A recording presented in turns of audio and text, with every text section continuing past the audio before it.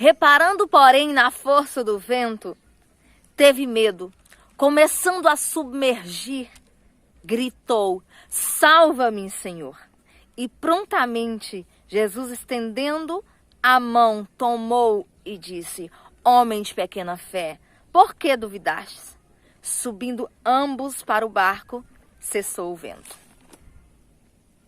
Após um dia de intenso milagre, estavam os discípulos no barco. Poucas horas antes, sentados na planície ao crepúsculo da tarde, viu uma multidão sendo alimentada por Cristo. Enquanto todos queriam fazer de Jesus o rei, os discípulos aceitaram a ideia, juntaram-se à multidão e queria aclamar rei, Jesus de Nazaré. A esperança do povo vai subindo, ao ponto de imaginar que a Judeia podia se tornar um paraíso. Podia satisfazer todos os seus desejos. Podia derribar o poder dos odiados romanos. Podia curar os soldados. Podia abastecer um exército inteiro com alimento. Então tiveram a ideia: vamos torná-lo rei, está na hora. Jesus se entristeceu, porque essa não era a sua missão, ele não tinha vindo para isso. Então Jesus manda que os discípulos vão rompendo para Cafarnaum, que peguem os seus barcos para que ele despeça a multidão. Os discípulos não queriam, insistiram com ele para ficar, e ele disse não, vão seguindo para Cafarnaum. Suas palavras eram firmes e eles não podiam desobedecer-lhe a ordem. Então vão contra sua própria vontade para o barco, em direção a Cafarnaum. A noite chega, o céu escurece e os barcos, longe a navegar, os discípulos percebem que o barco toma uma nova direção. Perdem o controle dos lemes, levado pelo forte vento daquela noite. As ondas sobem e o mar é tomado por uma súbita tempestade. Enquanto conversam, falam da possibilidade de tornar Jesus rei. Começa a duvidar de sua divindade. Como ele não poderia querer ser o rei? Não queria ajudar a Judeia? Por que se opunha? No coração deles surge uma dúvida. E nesse momento são tomados por uma terrível tempestade. Surge em sua cabeça o pensamento de: somos seguidores de um falso profeta? Por que não salvar a João Batista de uma morte tão terrível e penosa? Enquanto as dúvidas lhe enchem o coração, Satanás se alegra com a fé dos discípulos que se esvai.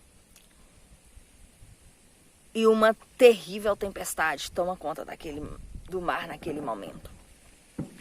Enquanto temem a terrível tempestade, vê andando sobre o mar algo diferente, estranho. Aqueles seres se aproximam e eles gritam: é um fantasma, apavorados. Jesus se aproxima e diz: não temas, sou eu. Eles reconhecem sua voz. Se és verdadeiramente tu, Senhor, me faz andar sobre as águas contigo. Jesus estende a mão para Pedro e diz: vem. Pedro enche-se de alegria, orgulho,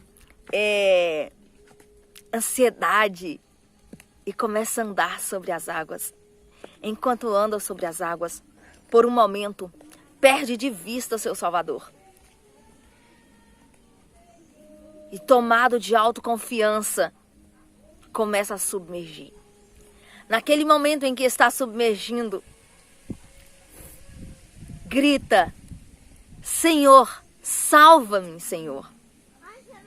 Jesus lhe estende a mão, segura firme e ergue e diz: homem de pequena fé, por que duvidaste?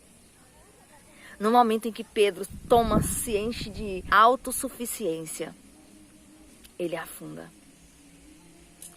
No momento que você se acha autossuficiente. Acha que essa tentação é pequena demais para você, que não precisa do Senhor para intervir. Acha que pode vencer sozinho.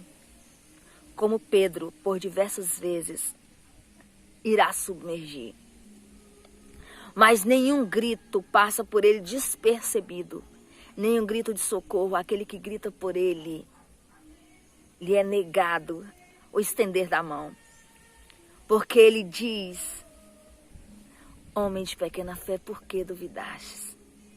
Aquele que ergueu Pedro de ser submerso naquelas águas profundas do mar, segura na tua mão e te levanta e te diz: ao passares pelas águas eu serei contigo, ao passares pelo fogo não te queimará, nem a chama arderá em ti, porque eu sou o Senhor, o teu Salvador. O Santo de Israel, o teu Salvador, é o mesmo que estendeu a mão para Pedro, estende a mão para você também. Que Ele te abençoe e que tua fé cresça ao ponto de sentir a tua presença e sentir a sua dependência inteira dEle. Vamos orar. Querido Deus, obrigada por nos salvar todos os dias de inúmeras tentações, assim como salvou Pedro na tormenta do mar. Salva-nos hoje, eu te peço, em nome de Jesus.